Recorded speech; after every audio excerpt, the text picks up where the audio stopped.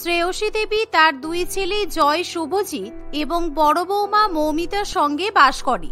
আর তাদের পরিবার যেহেতু মধ্যবিত্ত, তাই দুই ছেলে যা উপার্জন করে নিয়ে আসে তাতে তাদের সংসার চলে। সেই কারণে শ্রেয়সী দেবী এক ভদ্রসভ্য পরিবারের মেয়ে খুঁজতে শুরু করে। আর কিছুদিনের মধ্যেই সে তার ছোট ছেলের সঙ্গে রঞ্জনার বিয়ে ঠিক করে। রঞ্জনা এখন কলেজে নিউট্রিশন নিয়ে পড়াশোনা করে। মা, আমার ফাইনাল ইয়ারের পরীক্ষা হয়ে গেলেই একটা শেফ হওয়ার পরীক্ষা ছিল, আর তার আগেই তোমরা আমার বিয়ে ঠিক করে দিলে। আমি কত কষ্ট করে নিউট্রিশন নিয়ে পড়াশোনা করলাম, বিভিন্ন রকমের বিদেশি রান্নাবান্না শিখলাম, আর তোমরা এখন আমার বিয়ে দিতে চাইছো? তার মানে আমার শেফ হওয়া হবে না, তাই তো? না না, হবে না কেন? তোর শ্বশুরবাড়ির লোকের সঙ্গে কথা বলেছি, তুই যদি বিয়ের পর শেফ হওয়া নিয়ে পড়াশোনা করতে চাস তাহলে করতে পারবি, কিন্তু এখন আমরা তোর বিয়েতে দেরি করতে চাইছি না, কারণ শুভজিৎ খুব ভালো ছেলে, আর ওর পরিবার মধ্যবিত্ত হলেও ওরা সবাই খুবই সৎ আর ভালো মনের মানুষ। মায়ের কথা শুনে রঞ্জনার আর কিছু করার থাকে না, তাই রঞ্জনা তার শেফ হওয়ার স্বপ্নে এখন তালাচাবি দিয়ে দেয়। আর কিছুদিনের মধ্যেই শুভজিতের সঙ্গে তার ধুমধাম করে বিয়ে হয়। বিয়ের পর রঞ্জনা, আমি শুনেছি তুমি কলেজে খাওয়া দাওয়া নিয়ে অনেক পড়াশোনা করেছো, আর তুমি ভালো ভালো রান্না বান্না করতে পারো। আর তাহলে আজকে তো তোমার প্রথম রান্না করার কথা, তুমি আমাদেরকে ভালো ভালো খাবার রান্না করে খাওয়াবে, কেমন? হ্যাঁ হ্যাঁ, আমার রান্না করতে খুব ভালো লাগে, আর রান্না করাই আমার একমাত্র প্যাশন। তাই আজকে আমি তোমাদের জন্য অনেক ভালো ভালো খাবার রান্না করব। এই বলে রঞ্জনা খুশি হয়ে রান্নাঘরে চলে যায়। আর সে ঠিক করে সবার জন্য বিকন এবং চিকেন স্যান্ডউইচ বানাবে। কিন্তু রঞ্জনা ভুলে যায় তার শ্বশুরবাড়ির পরিবার তাদের মতো বড় লোক নয়। আর রঞ্জনা যখন ফ্রিজ খোলে তখন সেখানে পাউরুটি, চিকেন কিছুই দেখতে পায় না। আর এমন সময় রঞ্জনা খুবই রেগে যায়, আর যার ফলে রঞ্জনার খুবই মন খারাপ করে, কারণ রঞ্জনার মানসিকতা একেবারে সেফেদের মতো। দূর, আমার ভালো লাগে না। আমি ভাবলাম আজকে একটু রান্না নিয়ে এক্সপেরিমেন্ট করব, কিন্তু ফ্রিজে তো কিছুই নেই। আর এখন যদি চিকেন বেকন কিনে নিয়ে আসতে বলি তাহলে ওরা আমাকে অনেক কথা শোনাবে। এবার আমি কি করব? এমনই ভাবতে ভাবতে রঞ্জনা দেখে যে ফ্রিজের কোনায় বেশি বেশি করে মেথি পাতা এবং তার সঙ্গে উচ্ছে পাতা রাখা আছে, অন্যদিকে পনিরও আছে। তাই রঞ্জনা মেথি পাতা, উচ্ছে পাতা এবং পনির দিয়ে পরোটা তৈরি করবে বলে ঠিক করে। তাই সে সবকিছু দিয়ে গরম গরম পরোটা তৈরি করে ফেলে। আর সবাই যখন খাবার খেতে বসে রঞ্জনা সবার পাতে সেই উচ্ছে, মেথি এবং পনিরের পরোটা পরিবেশন করে। আর এমন সময় সেই পরোটা খাওয়ার পর শ্রেয়সী দেবী বলে, এ কি বৌমা, তুমি আজকে শ্বশুর বাড়িতে প্রথম দিন কি রান্না করেছো? ইস ছি, কি তেতো খেতে হয়েছে, আমার একেবারে গা গুলিয়ে আসছে। তোমার বাবা মা বলেছিল যে তুমি নাকি খুব ভালো রান্না করতে পারো, এটা তাহলে তোমার রান্নার নমুনা? এরকম রান্না আমি কোনোদিনও খাইনি। কি কথা বলছেন আপনি? এই রান্নার বিদেশে কত প্রচলন আছে জানেন? বিদেশিরা এত ভালো সবুজ পরোটা পেলে শীতকালে একেবারে পাগল হয়ে যেত, আর আপনি তো কোনো কদরই দিতে পারলেন না। তাই আমি এসব রান্নাই করতে পারি, সাধারণ রান্না আমার দ্বারা হয় না। এই বলে রঞ্জনা নিজের ঘরে চলে যায়। আর অন্যদিকে তার শ্বশুরবাড়ির লোকেরা ভীষণ পরিমাণে ঝামেলায় পড়ে। এভাবেই দেখতে দেখতে কিছুদিন কাটে। আর প্রত্যেক দিন রঞ্জনা বিভিন্ন রকমের উপকরণ দিয়ে এক্সপেরিমেন্ট করে অদ্ভুত অদ্ভুত রকমের রান্নাবান্না করে। আর সেই রান্না করা খাবারগুলো তার শ্বশুরবাড়ির পরিবার মোটেই পছন্দ করে না। আর একদিন রঞ্জনার মা জুন দেবী তাকে ফোন করে। কিরে, কি করছিস রঞ্জনা? এখন তো আমাকে ফোনই করিস না, আমাকে ভুলেই গেছিস। আজকে সকালবেলা তোর বাবা 5 কেজি মাটন নিয়ে এসেছে, তাই আমি বিরিয়ানি রান্না করছি। সেই জন্য আমার তোর কথা খুব মনে পড়ছে। তুই বিরিয়ানি খেতে কত ভালোবাসিস।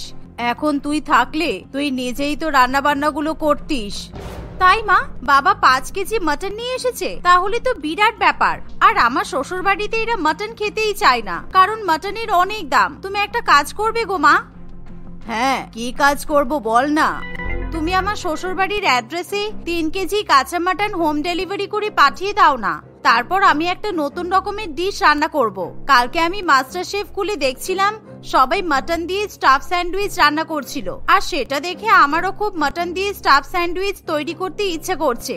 কিন্তু বাড়িতে যখন বললাম মাটন কিনে দেওয়ার কথা, তখন কেউ রাজি হলো না। তাই তুমি প্লিজ আমার বাড়িতে মাটন পাঠিয়ে দাও। ও, এই ব্যাপার, ঠিক আছে, তুই একটু অপেক্ষা কর, আমি এক্ষুনি পাঠিয়ে দিচ্ছি। এই বলে জুন দেবী ফোন রেখে দেয়।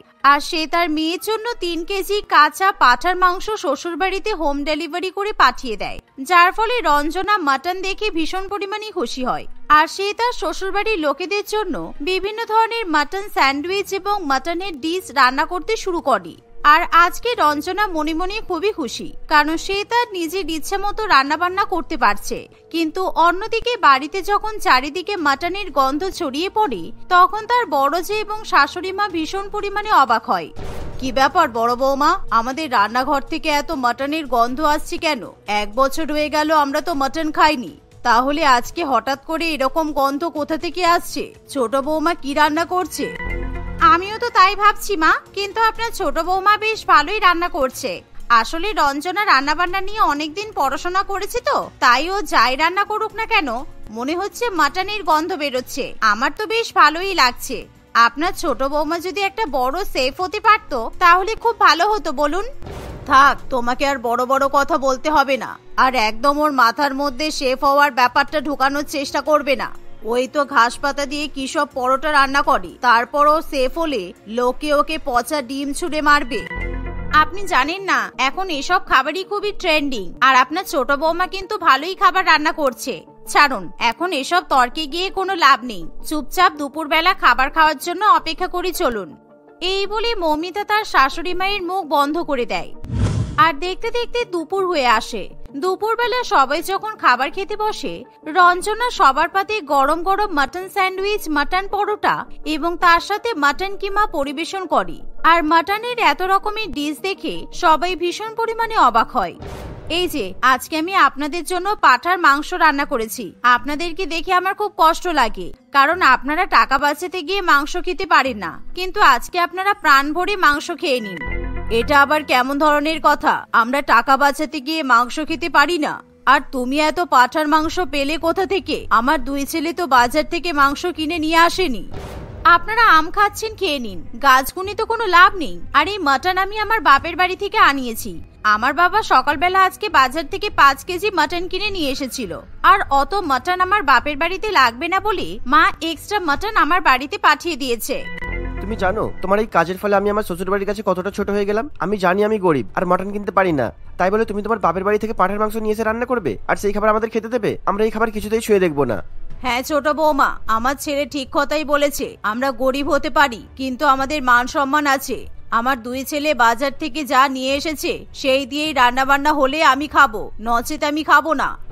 এই বলে সবাই এক এক করে খাবার টেবিল ছেড়ে উঠে যায়, যার ফলে রঞ্জনার ভীষণই খারাপ লাগে। আর প্রত্যেকদিন এভাবে রঞ্জনার খাবার নিয়ে নিজের রাঁধুনিগিরি দেখাতে গিয়ে তার শ্বশুরবাড়ির কাছ থেকে তাকে নানান রকম অপমান সহ্য করতে হয়।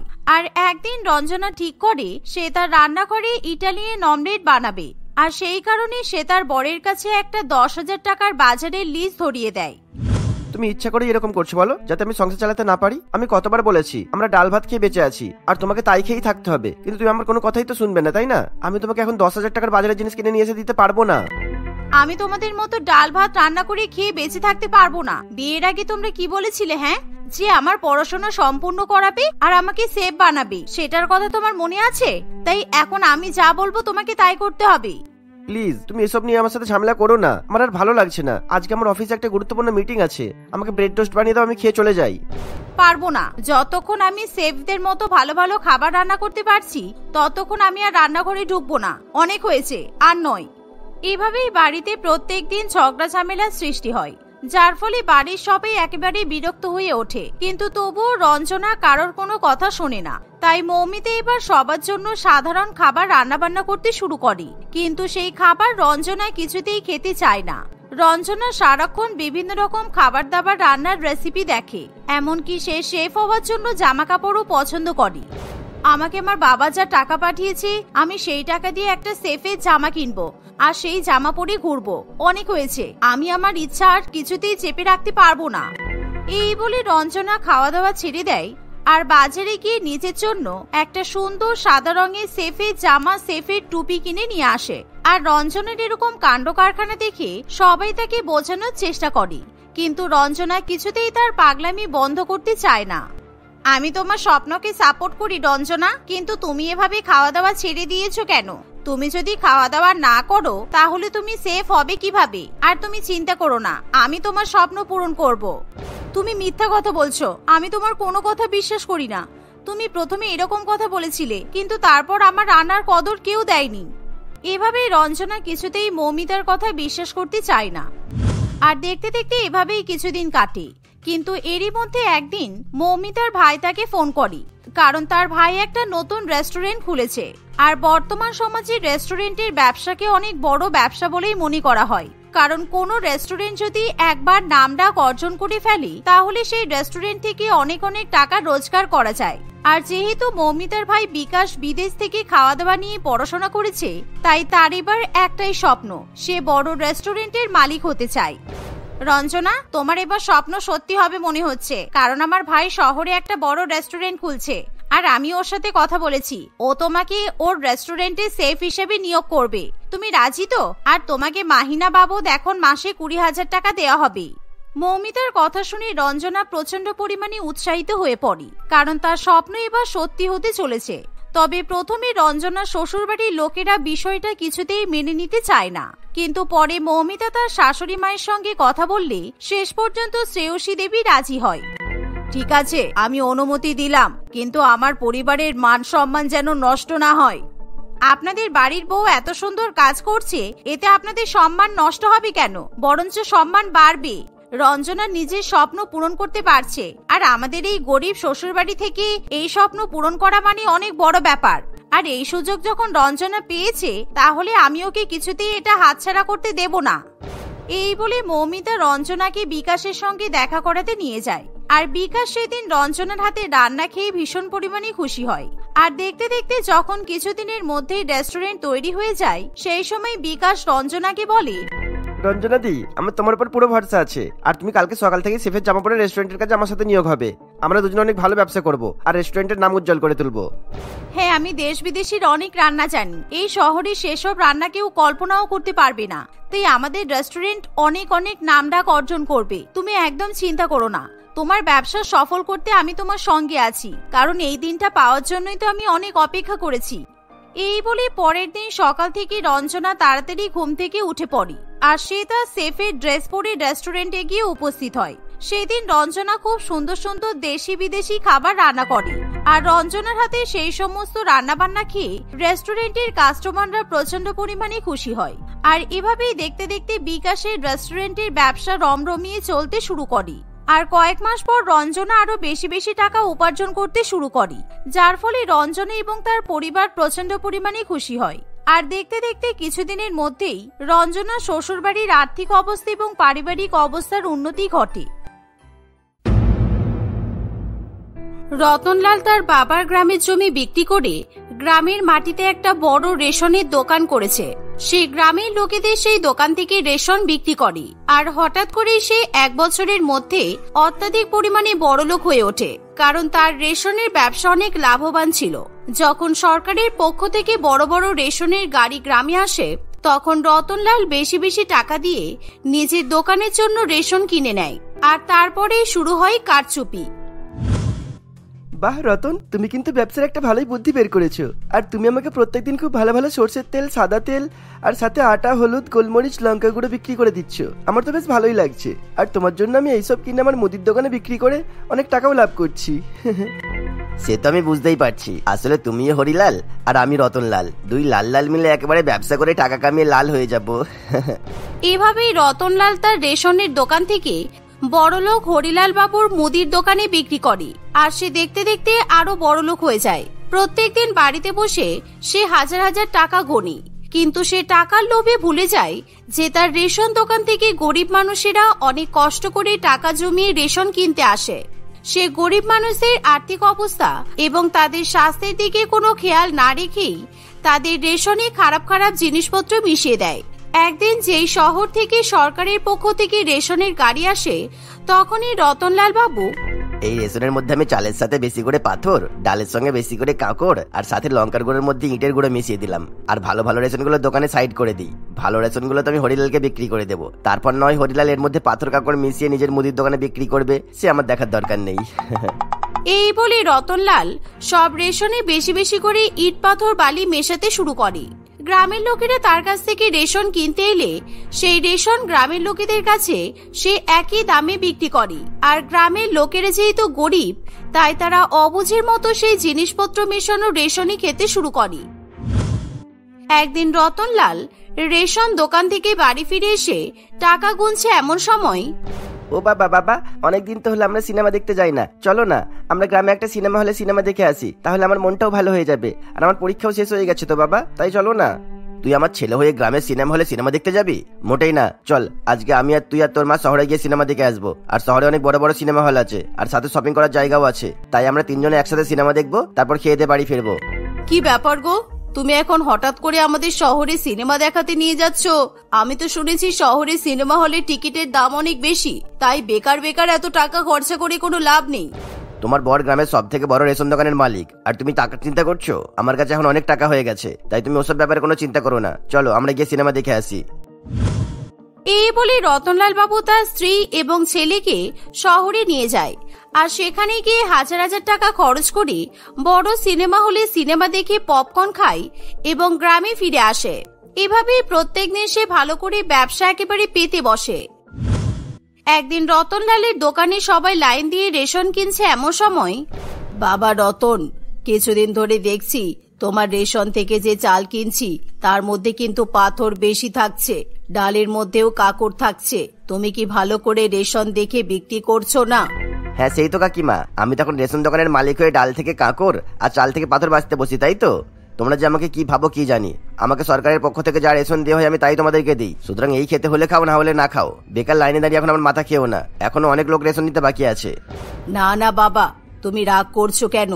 আমি তো তোমাকে দোষ দিইনি, কিন্তু আমরা গরিব মানুষ, আমরা অনেক কষ্ট করে টাকা জমিয়ে প্রত্যেক মাসে তোমার কাছ থেকে রেশন কিনে নিয়ে যাই। আমরা তো 1 টাকাও কম দিই না বলো।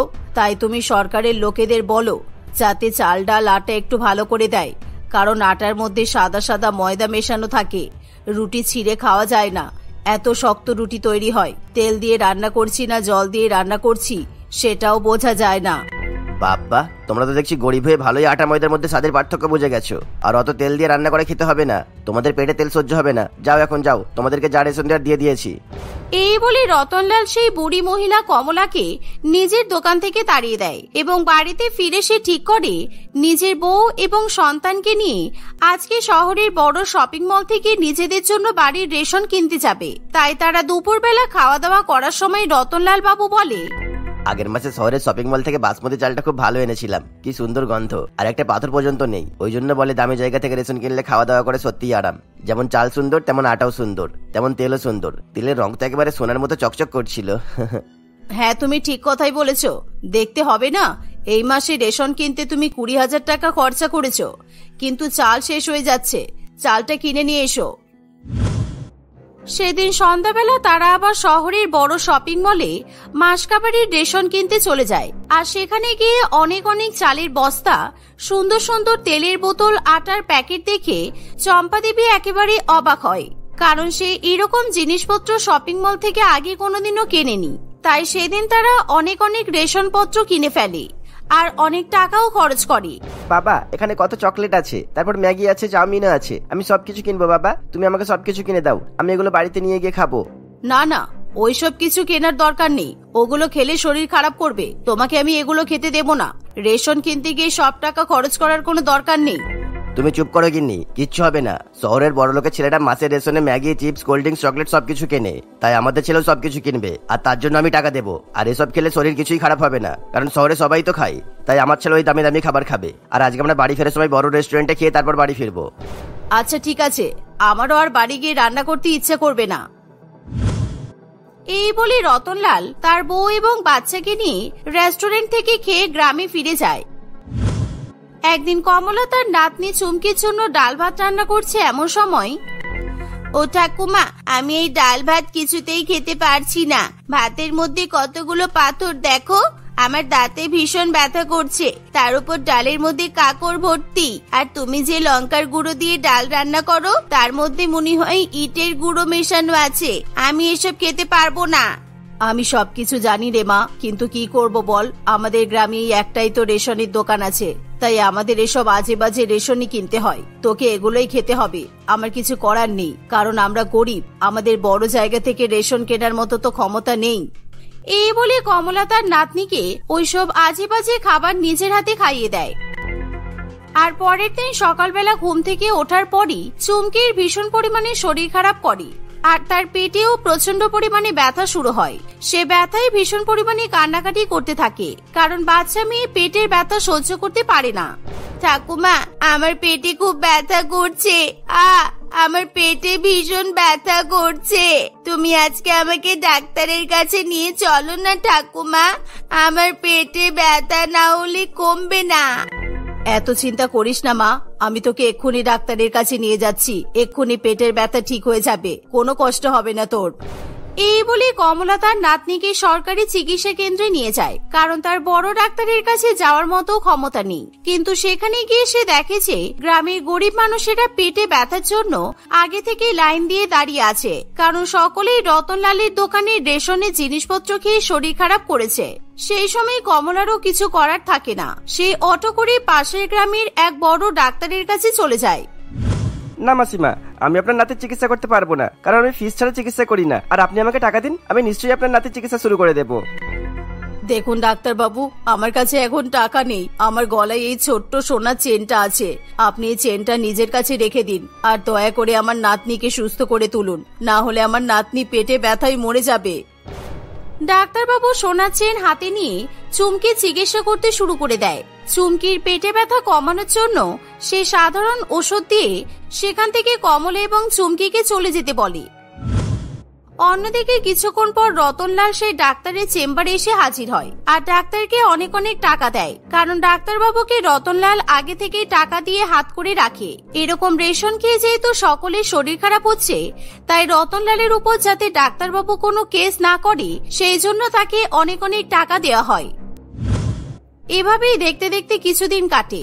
একদিন, ছেলেটার জন্য পাস্তা রান্না করব, লঙ্কার গুঁড়ো, হলুদ গুঁড়ো, গোলমরিচ সব তো একেবারে শেষ হয়ে গেছে, কিন্তু এখন যদি ওর বাবাকে ফোন করে বলি রেশন দোকান থেকে সবকিছু পাঠিয়ে দিতে, তাহলে আমার উপর রেগে যাবে, কারণ ও তো এখন কাজে ব্যস্ত, কোথা থেকে এসব কিনবো বুঝতে পারছি না। যাই, আমি বরঞ্চ হরিলালের দোকান থেকে গিয়ে সবকিছু কিনে নিয়ে আসি, তারপর ছেলেটাকে পাস্তা বানিয়ে দেব।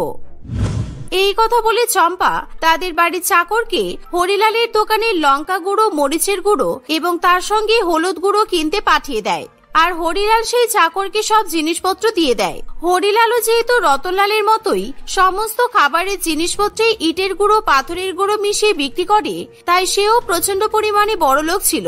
কিন্তু চম্পা সেই বিষয়ে কিছু জানতো না, তাই সে আজে বাজে মশলাপত্র দিয়েই সে তার ছেলের জন্য পাস্তা বানিয়ে দেয়, আর পরম সেই পাস্তা খেয়ে নেয়। পরের দিন সকালবেলা থেকেই পরমের ভীষণ পরিমাণে রক্ত বমি শুরু হয়ে যায়।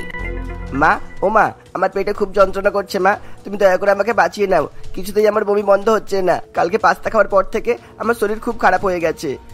এই কথা বলে কাঁদতে কাঁদতে হঠাৎ করে চম্পার ছেলে অজ্ঞান হয়ে পড়ে যায়। এর ফলে চম্পা ভীষণ পরিমাণে ভয় পেয়ে যায়, আর সেই মুহূর্তে ডাক্তারবাবুর কাছে নিজের ছেলেকে নিয়ে যায়। অন্যদিকে চম্পা তার স্বামীকে ফোন করে সেই ঘটনা জানালে রতনলালও কাঁদতে কাঁদতে ডাক্তারের চেম্বারে আসে। দেখুন, আমি জানি না পাস্তার মধ্যে কি মেশানো ছিল, কিন্তু আপনার ছেলের পেটের অবস্থা খুব খারাপ, আর ও কোনোদিনও সুস্থ হবে না, ওর পেটের পাকস্থলী একেবারে নষ্ট হয়ে গেছে, তাই ওকে সবসময় গলা গলা খাবার খেতে হবে, আমাকে কোনোদিনও সুস্থ করতে পারবো না। এই শুনে চম্পা এবং রতনলাল দুজনেই ভীষণ পরিমাণে কান্নাকাটি করে। রতনলাল এতদিন যা পাপ করে এসেছে তার শাস্তি আজকে সে পেয়েছে, শুধুমাত্র তার জন্যই অনেক অনেক গরিব মানুষের শরীর খারাপ করেছে, সেই জন্য ঈশ্বর হয়তো তাকে এরকম শাস্তি দিয়েছে। রতনলাল যখন চম্পার কাছ থেকে জানতে পারে চম্পা হরিলালের দোকান থেকে মশলাপাতি কিনেছে, তখন সে একেবারে আটকে ওঠে, কারণ সে ভালো করে জানে হরিলালও তার মতো অসৎ ব্যবসায়ী। তাই সে কি করবে কিছু বুঝতে না পেরে কাঁদতে কাঁদতে নিজের বউয়ের সামনে সমস্ত সত্যি ঘটনা স্বীকার করে। আমায় ক্ষমা করে দাও চম্পা, আজকে আমার জন্য আমার ছেলের এই অবস্থা, ও কোনোদিনও সুস্থ হবে না। আমি যদি এরকম পাপ কাজ না করতাম আর গরিব লোকদের রেশন নিয়ে এরকম নোংরামি না করতাম, তাহলে আমাকে আর এই দিন দেখতে হতো না। আমি ভাবতে পারছি না তুমি এতটা বাজে হতে পারো? আর কদিন ধরে গ্রামের সকল বাচ্চাদের শরীর খারাপ করছে, আমি এখন বুঝতে পারছি। আর ওই হরিলালের দোকানের বাজে জিনিসপত্র খেয়ে সবার শরীরের এই অবস্থা হয়েছে। তুমি এরকম রেশন নিয়ে নোংরামি করলে? ছি ছি ছি ছি। আজকে দেখেছো আমাদের ছেলের কি অবস্থা? তুমি সবার কাছে ক্ষমা চেয়ে নাও আর রেশনের টাকা সবাইকে ফিরিয়ে দাও। আর তুমি কখনো রেশনের মধ্যে এরকম বাজে বাজে জিনিস মেশাবে না। রতনলাল তার বউয়ের কথা শুনে এবং ছেলের অবস্থা দেখে নিজের ভুল বুঝতে পারে। আর সে তখনই সে সরকারের কাছ থেকে নিজের রেশন দোকানের লাইসেন্স ক্যান্সেল করে দেয় আর পুলিশের কাছে গিয়ে সব ঘটনা জানায়।